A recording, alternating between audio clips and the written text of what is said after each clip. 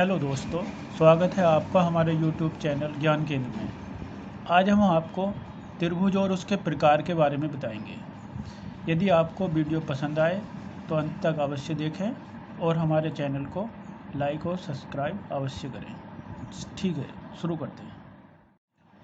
तो शुरू करते हैं दोस्तों। त्रिभुज की 3 भुजाएं होती हैं। अब ये ज़रूरी नहीं है कि अगर किसी आकृति की 3 भुजाएं हैं तो वो त्रिभुज ही हो जाए।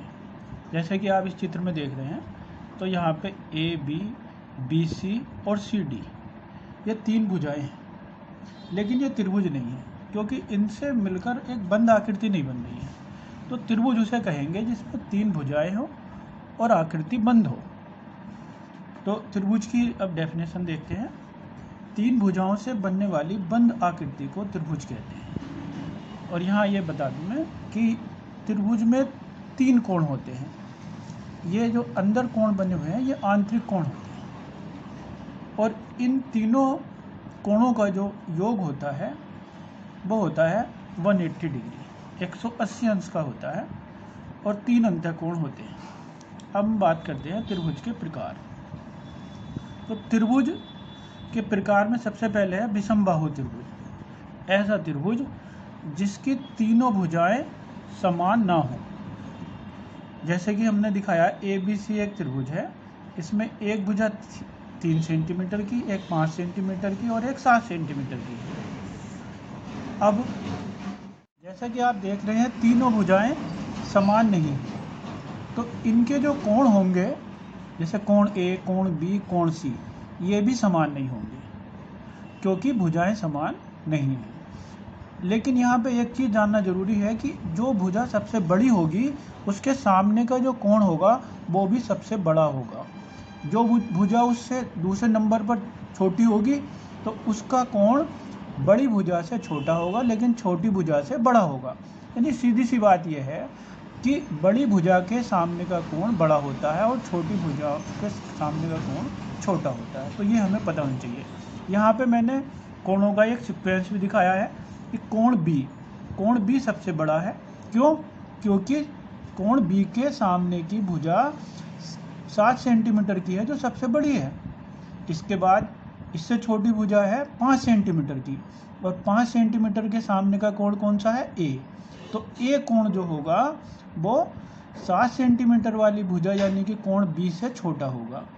इसके बाद सबसे छोटी भुजा है 3 सेंटीमीटर की, और 3 सेंटीमीटर के सामने का कोण है सी, जो कि सबसे छोटा होगा क्योंकि इसके सामने की भुजा सबसे छोटी है।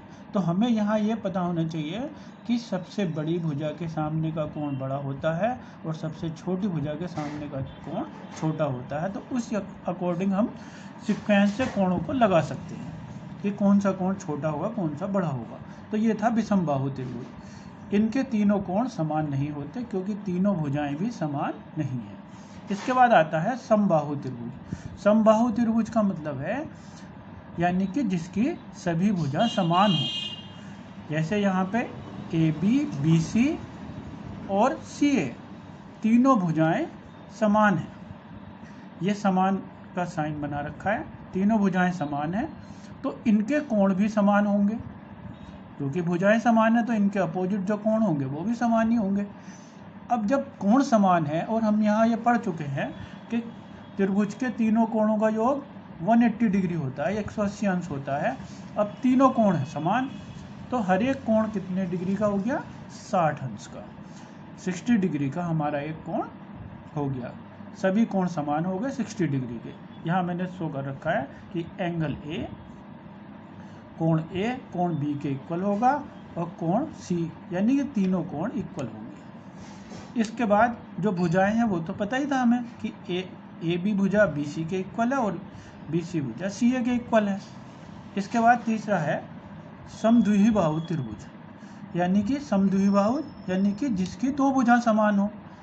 इस त्रिभुज में हमने 2 भुजाएं समान दिखा रखी हैं, भुजा ए बी और भुजा ए सी। भुजा ए बी और ए सी समान दिखा रखी है। तो जैसे कि मैंने बताया था, समान भुजाओं के सामने के कोण समान होते हैं। तो हम ये नहीं बता सकते कि ये कितने डिग्री के कोण होंगे, लेकिन दोनों कोण जितने भी डिग्री के होंगे समान ही होंगे। तो कोण बी और कोण सी के सामने की भुजाएं समान है, इसलिए ये दोनों कोण समान होंगे। और जो कोण ए है वो इनसे अलग होगा, उसकी वैल्यू इनसे अलग होगी। तो कोण बी कोण सी के इक्वल होगा, क्योंकि ए बी भुजा ए सी के इक्वल है। इसके बाद आता है 4 नंबर, समकोण त्रिभुज। समकोण त्रिभुज का मतलब है कि इस त्रिभुज में एक एंगल 90 डिग्री का होगा, 90 अंश का होगा। जैसे कि 90 अंश के एंगल को इस प्रकार से दिखाते हैं, तो ये 90 डिग्री का होगा।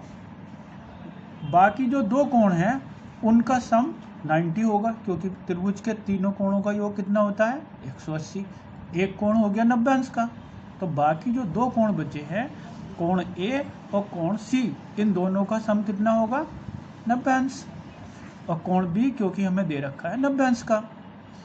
तो इस त्रिभुज में सबसे बड़ी भुजा कौन सी होगी? सीधी सी बात है, जब ये 90 अंश का हो गया तो ये कोण और ये कोण, इन दोनों का सम है 90 अंश, तो इन ये कोण 90 अंश से छोटे ही होंगे। तो सबसे बड़ा कोण इस त्रिभुज में कौन सा होगा 90 अंश का, तो इसके सामने की भुजा है AC। तो AC भुजा जो है वो सबसे बड़ी होगी समकोण त्रिभुज में। इसके बाद पाइथागोरस की एक थ्योरम है।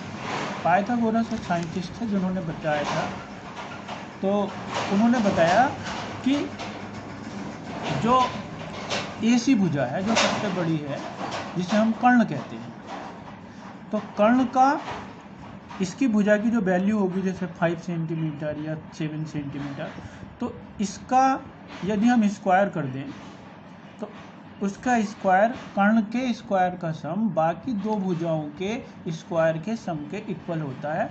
इससे अगर हमें इनमें से दो भुजाएं पता हैं तो हम तीसरी भुजा की वैल्यू निकाल सकते हैं। और यहाँ पे एक चीज़ और बताना ज़रूरी है त्रिभुज के बारे में, कि त्रिभुज की दो भुजाएं यदि हमें पता हैं, तीनों भुजाएं पता हैं, तो ये हमेशा त्रिभुज तभी बन सकता है जब उसकी दो भुजाओं का सम तीसरी भुजा से बड़ा होगा।